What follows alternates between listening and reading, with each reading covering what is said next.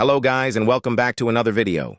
In today's video, I will show you how to set WhatsApp as your default calling app on iPhone.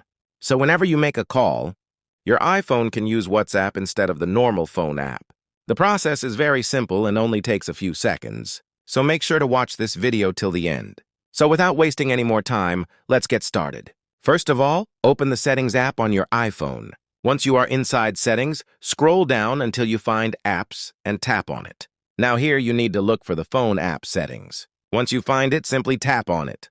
After opening the phone settings, you will see an option called Default Calling App. Tap on that option and here you will see different apps available for calling.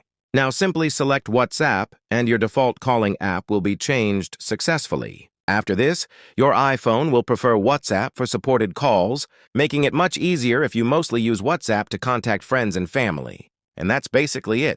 This is how you can set WhatsApp as your default calling app on iPhone.